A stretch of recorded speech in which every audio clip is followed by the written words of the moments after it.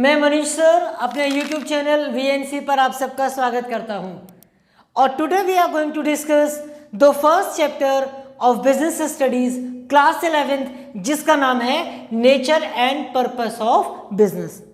इस चैप्टर का half portion हमने इससे पहले वाली वीडियो में पढ़ लिया था।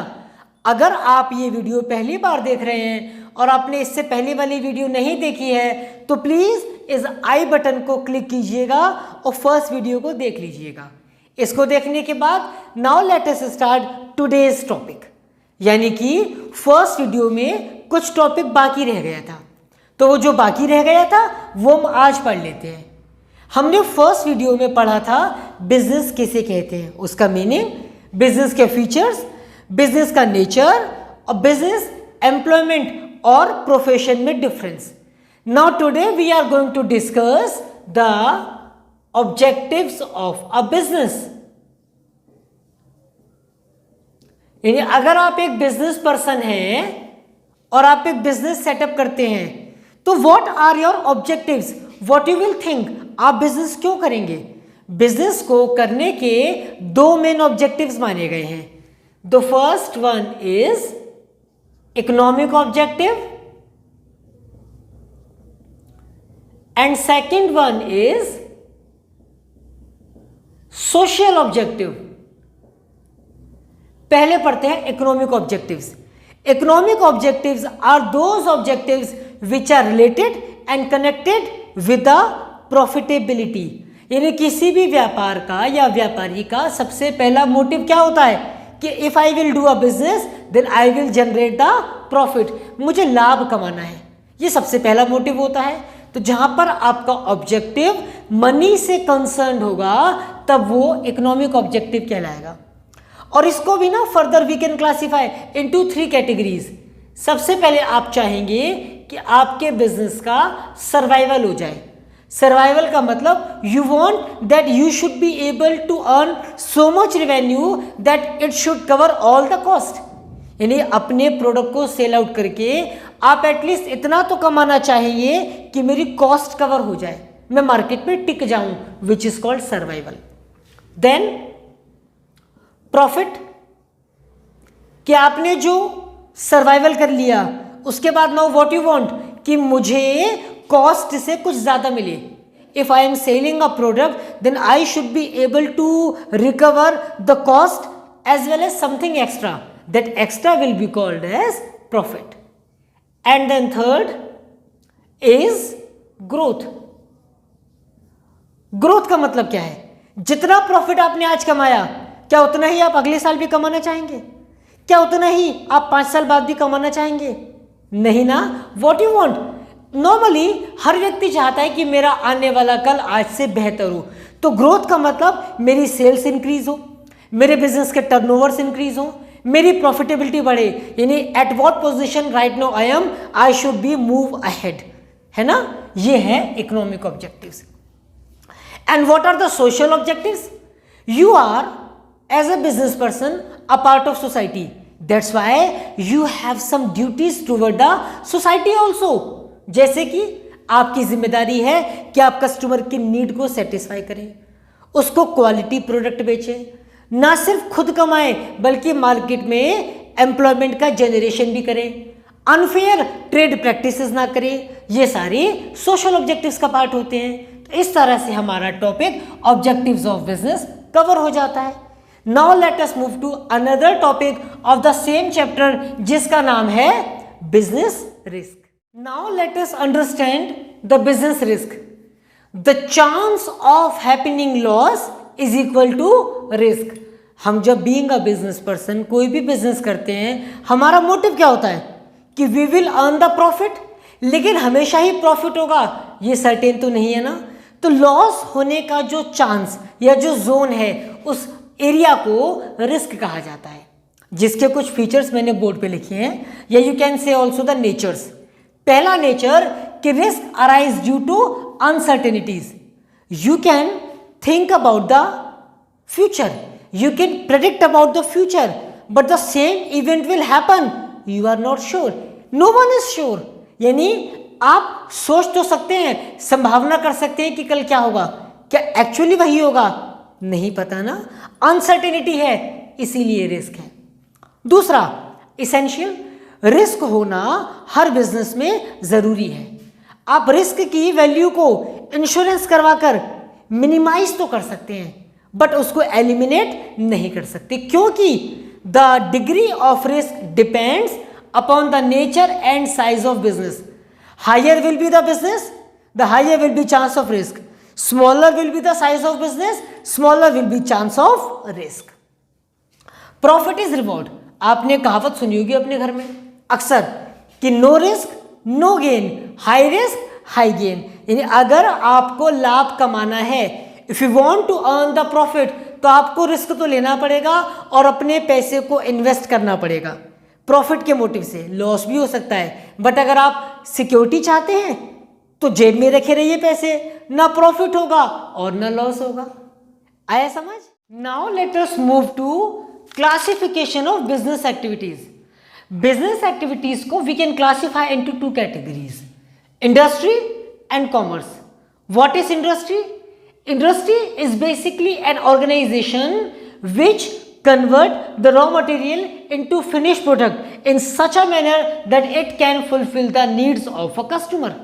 यानी प्रोडक्शन या processing with the help of machines और स्किल करने वाली इकोनॉमिक एक्टिविटी को या उस ऑर्गेनाइजेशन को इंडस्ट्री कहा जाता है। वो संस्था जहां पर रॉ मटेरियल को फिनिश प्रोडक्ट में कन्वर्ट किया जाता हो इस तरीके से कि वो कस्टमर की नीड को सेटिस्फाई कर पाए, ऐसा प्रोडक्ट बना दे, तो प्रोडक्ट जहां पर बनता है उसे इंडस्ट्री बोला जाता है। ये इंडस्ट्री के भी 3 प्रकार होते हैं, प्राइमरी इंडस्ट्री, सेकेंडरी इंडस्ट्री और तीसरा सर्विस सेक्टर, जिसे हम टर्चरी भी कहते हैं। पहले समझेंगे primary industry. Primary industry is basically connected and concern with the nature and living organisms. यानी प्रकृति के साधनों का प्रयोग करके जब हम कोई इनकम जनरेट करें तो उसको प्राइमरी इंडस्ट्री कहा जाएगा। यह भी 2 प्रकार का होता है, एक है एक्सट्रैक्टिव,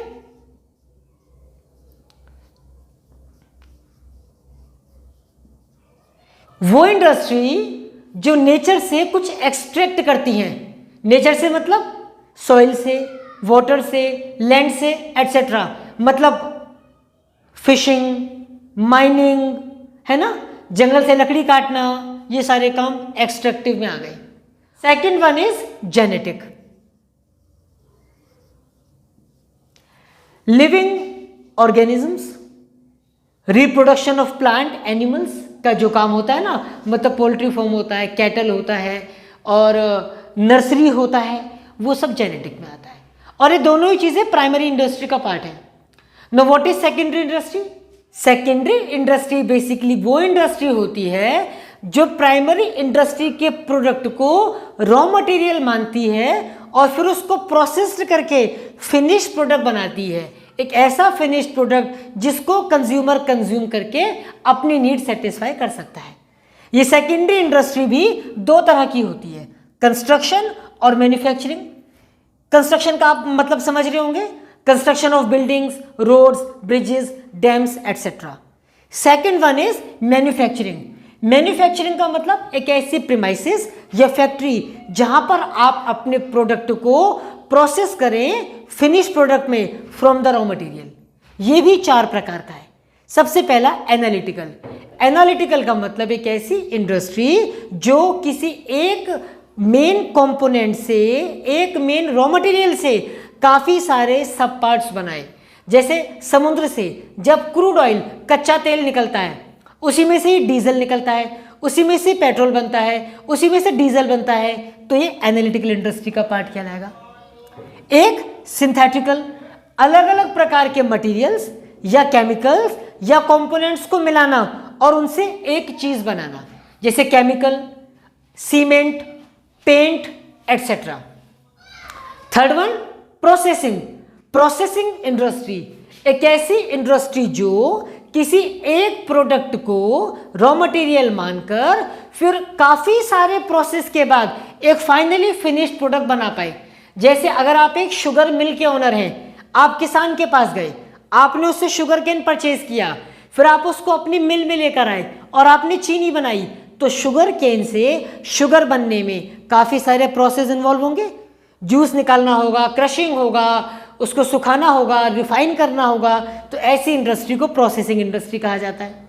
देन असेंबलिंग, अलग अलग कंपोनेंट्स को जोड़कर कोई एक चीज बनाना। जैसे मान के चलो कि आप एक कार मैन्युफैक्चरर हैं, तो आपने कहीं से स्टीयरिंग परचेज किया, व्हील्स परचेज किए, नट बोल्ट परचेज किए, चेसिस परचेज की, सबको जोड़ा तो एक कार बनी ना।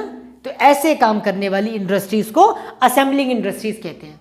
Now comes to third industry which is called tertiary और द सर्विस सेक्टर, यानी कि all those industries which are directly not involve in the business but which are helping to do a business. Insurance, transport, communication, warehouse, banking etcetera, ये सब tertiary sector कहलाता है। ठीक है, आया समझ? Now let us move on to commerce. Now let us move on to commerce. Commerce is basically a combination of two words which is trade plus auxiliaries of trade. Trade का मतलब क्या होता है? Buying and selling of goods and services for the profitability motive, है ना। ये trade भी दो तरह का होता है, इंटरनल और external. Internal business is that business which is done with in the boundaries of a country और एन इकोनॉमी। एक देश की सीमाओं के अंदर होने वाले व्यापार को इंटरनल बिजनेस कहा जाता है। यह भी दो तरह का होता है, एक होलसेल और एक रिटेल। एक ऐसा बिजनेस पर्सन जो मैन्युफैक्चरर से बल्क में यानी ज्यादा क्वांटिटी में माल को परचेज करता है और रिटेलर्स को स्मॉल स्मॉल क्वांटिटी में डील करता है, वो होलसेलर है। And what is retailer? एक ऐसा दुकानदार जो होलसेलर से परचेज करता है और स्मॉल स्मॉल क्वांटिटी में कस्टमर्स को डील करता है। यानी सबसे पहले आता है मैन्युफैक्चरर जो माल देगा होलसेलर को, होलसेलर माल देता है रिटेलर को, और फाइनली रिटेलर कस्टमर के टच में रहता है और उन्हें गुड्स प्रोवाइड करता है। एक होता है एक्सटर्नल बिजनेस। एक्सटर्नल मतलब which is crossing the boundaries of a country. एक देश की सीमाओं से बाहर जो व्यापार होता है वो एक्सटर्नल बिजनेस होता है। ये भी तीन तरह का है, एक्सपोर्ट, इंपोर्ट और इंटरपोर्ट। पहला export, when you sell the product to any other country it is called export. What is import? When you purchase from another country it is called import. And the third one is interport, when you purchase the product not for you only but to sell another country. आप एक country हैं, आपने country number A से माल खरीदा but अपने लिए नहीं, country number C के लिए, तो ऐसी डीलिंग को इंटरपोर्ट कहा गया। ये हो गया trade. And what are the auxiliaries of trade? All those industries या all those services which are helping for your business, which are helping और which are supporting your business comes under auxiliaries. Banking, insurance, transportation, communication, warehousing etcetera etcetera auxiliaries of trade कहलाता है। अभी आपका chapter number 1 business studies का class 11th का complete हो गया, जिसका नाम था nature and purpose of business. अगर आपको इस चैप्टर से संबंधित कोई भी क्वेरी हो तो आप मेरे इस चैनल पर कमेंट कर दीजिएगा या अपनी क्वेरी लिख दीजिएगा। I will give the answer of that question.